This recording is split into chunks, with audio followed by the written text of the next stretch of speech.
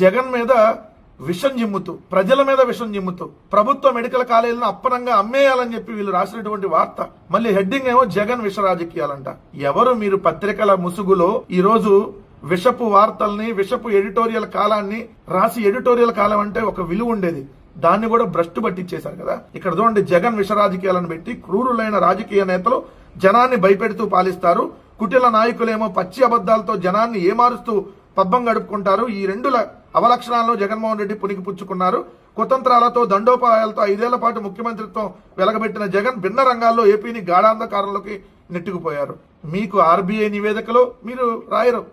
RBI నివేదిక నిన్నగాక మొన్న ఇచ్చింది. పారిశ్రామిక రంగం ఇండస్ట్రియల్ గ్రోత్ రేట్ లో, మ్యానుఫ్యాక్చరింగ్ గ్రోత్ రేట్ లో సౌత్ ఇండియాలో ఆంధ్రప్రదేశ్ రాష్ట్రాన్ని నెంబర్ 1కి తీసుకెళ్లారు జగన్మోహన్ రెడ్డి గారు అని రాస్తే మీరు గాఢ అంధకారంలో నెట్టారని రాస్తున్నారా?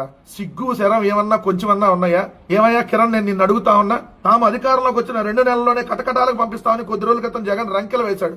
అవి మీకు రంకెలుగానే కనపడతాయి, రేపొద్దున చేసి చూపిస్తాం. ఎవరైతే ప్రభుత్వ మెడికల్ కాలేజీల్ని దోచుకుంటారో ప్రైవేట్కి వాళ్ళకిచ్చి, ఆ దోపిడీకి ఏదైతే ఆ దోపిడీ జరగకుండా అడ్డుకుంటాం. ఒకవేళ మీరు అదే విధంగా దోపిడీ కానీ స్టార్ట్ చేస్తే 2 నెలల్లో కాలేజీలు వెనక్కి తీసుకొని మరి ఎవరైతే ఆ కాలేజీని టేక్ఓవర్ చేశారో వాళ్ళని జైలుకి పంపిస్తాం. అది మీకు రంకెల్లాగా కనపడతాయో ఆ రోజు అప్పుడు రంకెలని రాయండి. మీరే కదా ఒక రోజేమో కిమ్స్ వాళ్ళు వేశారంటారు, ఇంకో రోజేమో కిమ్స్ లో డాక్టర్ వేశాడు అంటాడు, ఇంకో రోజేమో కిమ్స్ లో కాంపౌండర్ వేశాడు, లేదంటే కిమ్స్ లో ఉన్న పేషెంట్ వేశాడని చెప్పండి. జగన్ రొయ్య మేసాలు తిప్పుతున్నారంట. నీకు అయ్యన్నా ఉన్నాయా? జగన్ గారికి మేసాలు ఉన్నాయి, నీకు అది కూడా లేవనుకుంటా కదా.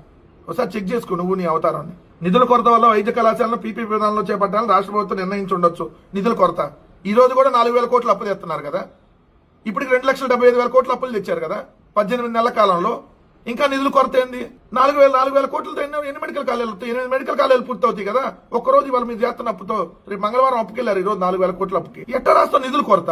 చంద్రబాబు నాయుడు ఇంటికి వెళ్లే దారిలో ఏదైతే లైటింగ్, డిజైనింగ్ లైట్లు వేయడానికి, డెకరేషన్ పోల్స్ వేయడానికి వాటికి డబ్బులు వస్తాయి. చంద్రబాబు వాళ్ళ కొడుకు ఏదైతే పవన్ కళ్యాణ్ వీళ్ళందరూ స్పెషల్ ఫ్లైట్ లో తిరగడానికి డబ్బులు వస్తాయి. నిధులు కొరత ఉండదు. అప్పుడు ఇష్టమైన రోజు దోచుకోవడానికి సిద్ధార్థ లోద్రాకి నెలకు 1 కోటి రూపాయలు తగలేయడానికి డబ్బులు వస్తాయి. మెడికల్ కాలేజీలు కట్టాలని నిధులు కొరత అంట.